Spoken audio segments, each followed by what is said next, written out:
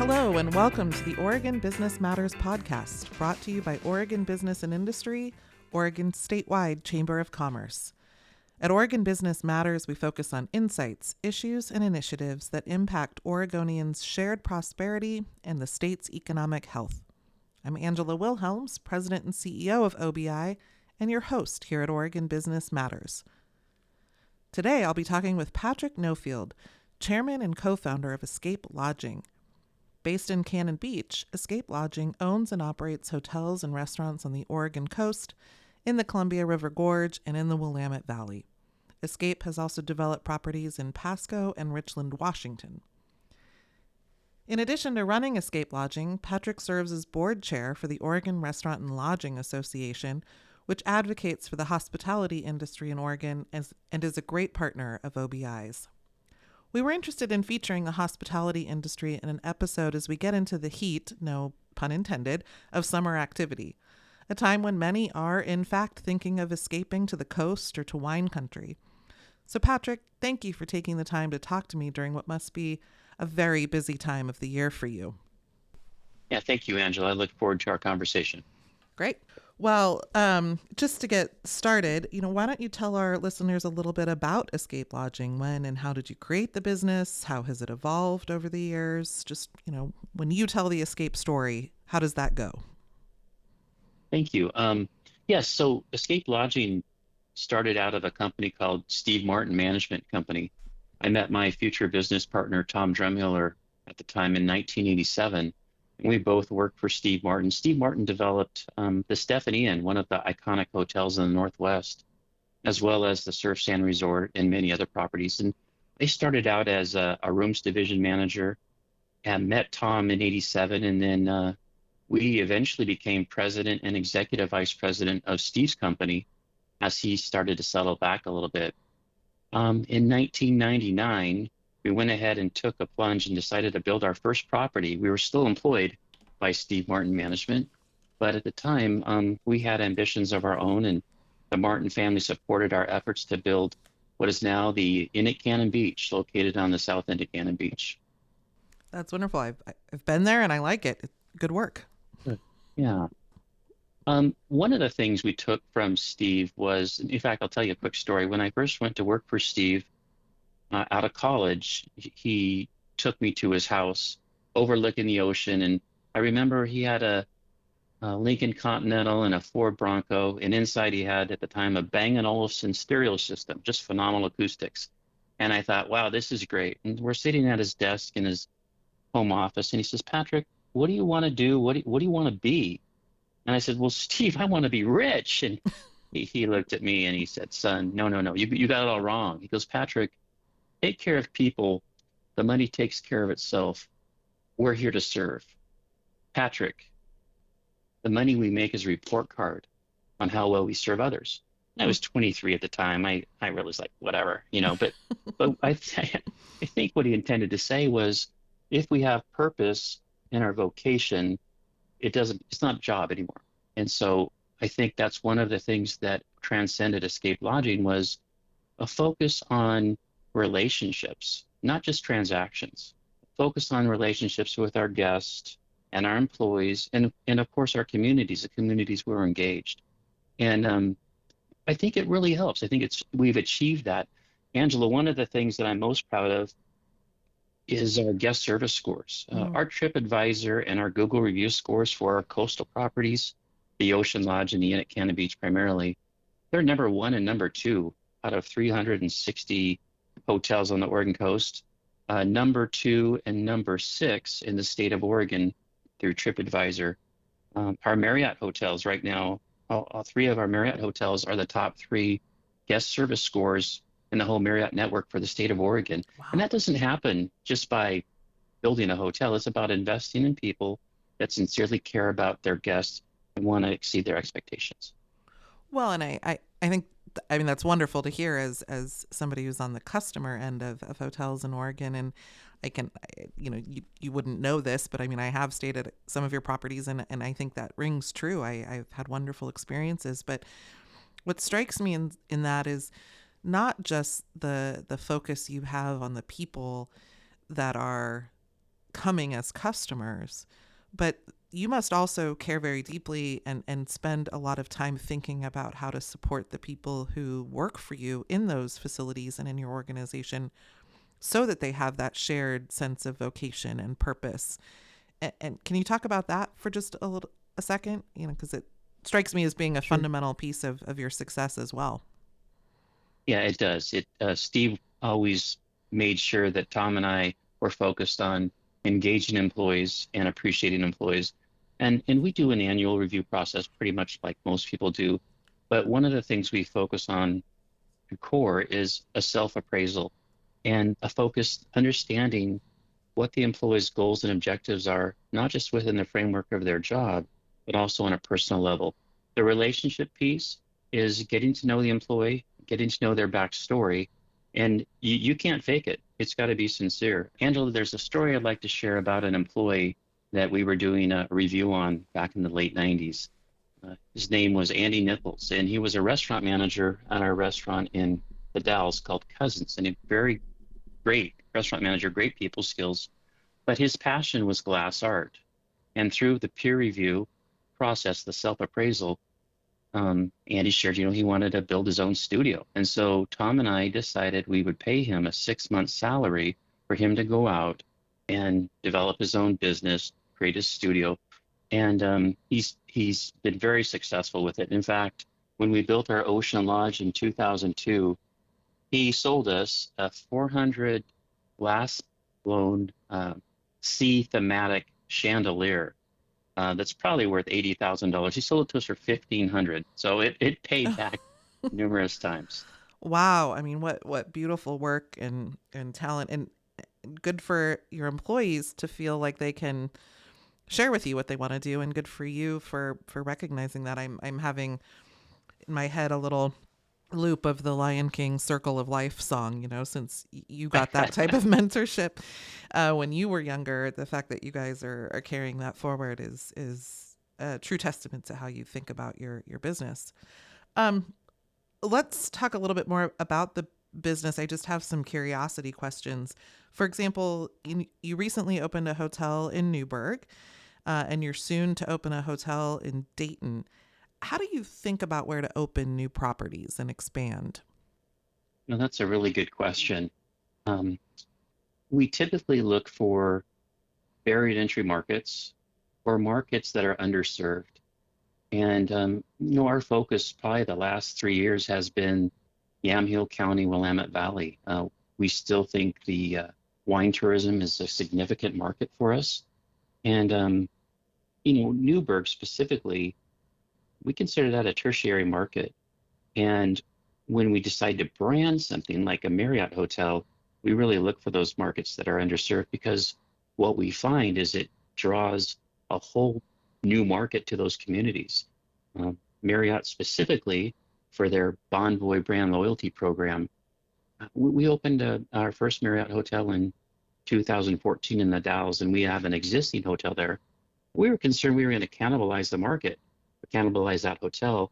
But what we found was we added 6 or 8% Hmm, new market penetration just because of the Marriott brand. that's interesting, that symbiosis of their loyalty, because I think some might find it counterintuitive to opt to open under another brand as opposed to have your own brand. But you're right. If you can reap the benefits of that loyalty and expand overall, that's great. What one of the other things you mentioned is you've mentioned both hotels and at least one restaurant in this conversation so far, and some people are going to think of those as very different businesses. Obviously, they're both hospitality related, but what in your mind makes those complement each other, and what challenges exist in the fact that you are running two different business lines? Yeah, that's very interesting, especially in this current climate. We've always looked at the restaurant business primarily as an amenity to the lodging component. People like to social gather, people like to enjoy a good meal.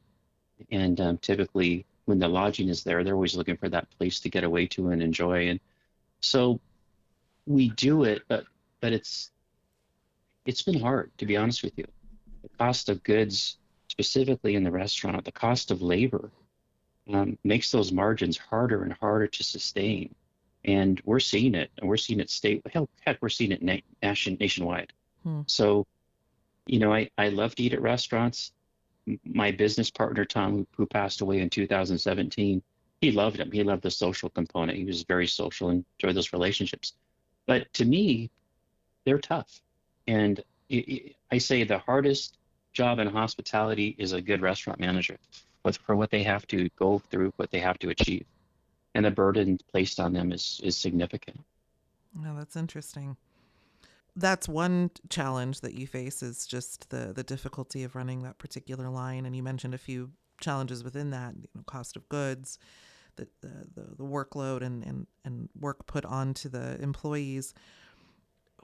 I imagine that's probably something that in your hat as the chair of the Restaurant and Lodging Association, you spend some time informing policymakers about. But what other challenges or what other just things, challenging or not, about your business and industry do you wish more people understood or knew about what it is that you do? Well, I think it applies to, at least in Oregon, all businesses, especially a number of your members at OBI, government legislation, overreach, government regulatory environment that creates additional obstacles for business to thrive and sustain themselves. And we're dealing with an issue, which I'm sure you're familiar with. In fact, you've been very supportive of, is this House Bill 3962, which is essentially trying to take restricted transient lodging tax dollars that are dedicated to tourism and marketing and make them available for community infrastructure projects and public safety. Well, every community we're in, for the most part, I can see they're going to think this is a great opportunity for us to, fill our general fund coffers. But what a lot of them don't understand is, boy, if we don't have marketing for transient lodging tax dollars, there's a potential those lodging tax dollars might dry up, and it could happen. And so I think people don't may not understand how important it is to educate people that make decisions in government on a local level, on a regional level, on a state level. Yeah, it's interesting. We had a event in early June where we focused on sports tourism and the benefits in the economy of that sporting events, whether youth tournaments or college activities or professional events, or signature one-off events can provide in a community. I'm sitting in Salem recording this, and we've got the annual Ironman competition that brings hotel nights. And one of the panelists was from Medford and talked about what they can do in Southern Oregon with hotel rooms for youth sports. And obviously, Portland's got the pro teams. And it strikes me as that sometimes people miss that connectivity that, you can be talking about the sports and recreation industry, but what you're also talking about is the hospitality industry, is the tourism industry, is the folks coming to eat at restaurants, and that, again, that sort of interdependent ecosystem that's created. And when you start to do things that maybe seem small or going after one thing, like the promotional dollars to help bring in more tourism, you're not just affecting that fund. You're affecting those businesses and then the circles of businesses, you know, that are interrelated. So sorry, I'm supposed to be No, no, interviewing you, but I couldn't help myself. no, no. Hey, that was a perfect segue because um, the economic impact of a tourist in a community, people don't understand it. And I have a perfect example. Some years ago, we had a guest staying at the Surf Sand Resort when I worked for Steve Martin, and we inadvertently charged their credit card an extra night. And they called and said, "Hey, you guys took advantage of an opportunity." I said, "No, I'm sorry. Please send me a copy of your statement, and we'll refund it right away." So they sent me a statement of a 3-day stay in Cannon Beach, or 2-day actually. But on that statement, there was another $1,700 in expenses to restaurants, to a clothing boutique, to the library. People don't really understand how significant that one person or family on that trip creates for the community. So I think it segues perfectly to what you're saying. Yeah, yeah. There's a lot of reasons people might come to Oregon, um, and the scenery obviously is one of them, the location, but it's also the could be an event or a conference or a meeting or visiting family or whatever. But the fact that they're coming here is a boon.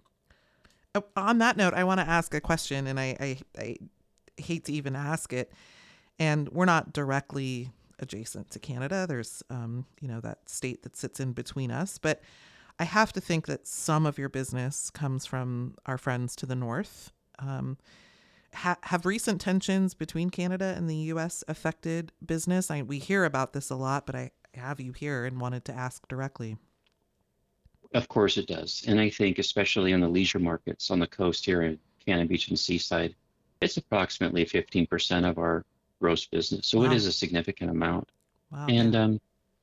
our first quarter, all throughout the state, but primarily on the coast, was very soft. It's funny, I saw some Canadian tourists last weekend in Cannon Beach, and they were getting out of their truck, and I said, hello, thank you for coming to Cannon Beach. I was so excited to see them, and they were great. I mean, they were fine. But I do see there is that concern. There is some animosity, and I not even the Canadians, just consumer uncertainty. I look at the 401ks, what happened a month and a half ago with these tariff announcements. And, from my perspective, we like to be strategic. And I would hope that the governments would be strategic as well and not be, it's perceived to be scattershot sometimes, the Mm. way, and then the markets react accordingly. And then I think that leads again to consumer confidence index being one of the lowest it's been in 12 years. It leads to this uncertainty that should we take that trip really, or should we just, keep our savings because we don't know what's going to happen. Yeah. Yeah. Well, I hope for all of our sakes that is something we can get over soon. Because as we mentioned, we're heading into, the hot months here in Oregon, time when a lot of Oregonians don't leave but stay because it's so magical here in the summer, late summer, and early fall. So I've got to think that it's a busy time. I would love to hear your thoughts about how you ramp up for the summer, how you think about seasonal, an industry that's so seasonal, and how you prepare for that, and what you're expecting this summer, frankly. Well, it's interesting when I first moved here in the late '80s, Cannon Beach, you could shoot a cannon down Main Street after Labor Day weekend. I mean, it was dead. But now we've seen it expand. I think through the state level marketing of tourism, from the local regional levels marketing tourism, we really are strong pretty much from, let's say, spring break in March through about the third week of October anymore. And then weekends primarily year round anymore. So it's really expanded. But to that end, I think that the challenge that a lot of our businesses have is attracting and retaining quality employees.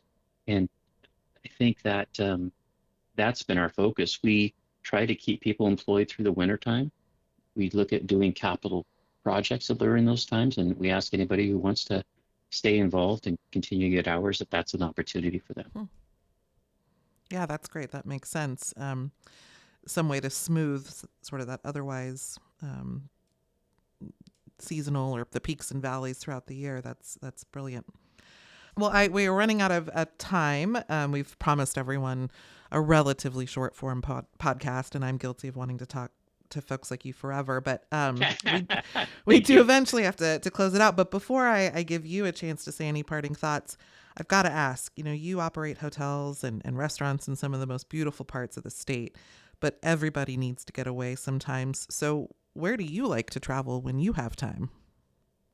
We have a beautiful home on the ocean front here in Cannon Beach, but it's work.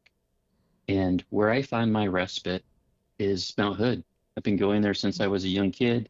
Lisa and I were fortunate enough about 7 years ago to buy a beautiful home on the Sandy River with Bureau of Land Management land behind us. And I swear, I drive down this lane and my shoulders go soft. And it's funny, Angela, when I was there during COVID, I went up there because I came down with COVID in April of 20. And Lisa calls me and she goes, well, when are you going to come home? You've been there 10 days. And I said, well, I'm still testing positive. I don't know. I didn't want to go home. I love it up there so much. You're like, I'm sorry, I think my cell phone is breaking up a little bit. Well, that's the cell phone doesn't work up there. That's what's another Well, beauty. there you go. Well, I love the way you described that, because that feeling of your shoulders kind of softening, I think we all know that when you instinctively can take a breath. I mean, that's my reaction when I come across the hill driving to the coast and first see, the Pacific Ocean. That's immediately what happens. And so I think it's great that you have your own place, that's still relatively close, and that allows you to get away as well. So that's great to hear. Well, is there anything else you want to share with our listeners before we sign off, Patrick? Yeah. Well, one thing that's on my mind is we've gone through significant strategic planning over the last 5 years. And through that, we've created a purpose of hospitality with courage and character. And the reason I think it's important is through that, we created core values, passion, family, fun, relationship, and heart. And going through tough times, when we are figuring out what direction to go, specifically, a good example was the pandemic. We were mandated to have all Cannon Beach seaside properties shut down by the government. Yet we're just coming out of the winter time. Spring break was on the hills. We were looking for a capital infusion. Instead, we're getting calls from guests asking for advance deposits back.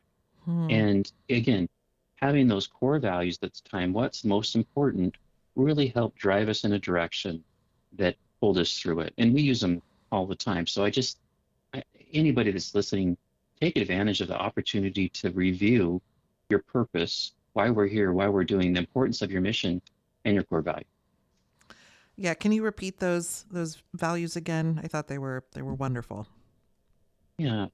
Escape Lodging's core values are passion, family, fun, relationship, and heart. Oh, that's wonderful. And I would also encourage listeners, if you're not sure what you're going to do for a particular weekend over the summer, or maybe you had to unfortunately cancel a larger trip elsewhere, you are in good hands, because you've got lots of places you can go to in our beautiful state of Oregon for a little R&R over the summer or the fall. And my favorite time at the coast actually is the winter with some of the storms. So we encourage everyone to take a look. I think escapelodging.com, that's your website, correct? Yeah. Yes, Angela. Thank you. Yeah, great. Well, Patrick, thank you so much for your time today. We could probably go on for a while, so maybe we'll just have to invite you back at the end of the year to see how it went. But thank you, listeners, for tuning in. The Oregon Business Matters podcast is a production of Oregon Business and Industry, Oregon's statewide Chamber of Commerce, and our episodes can be found on all the top podcast platforms. For more information about Escape Lodging, visit escapelodging.com. And for more info about OBI, visit OregonBusinessIndustry.com. Thank you very much.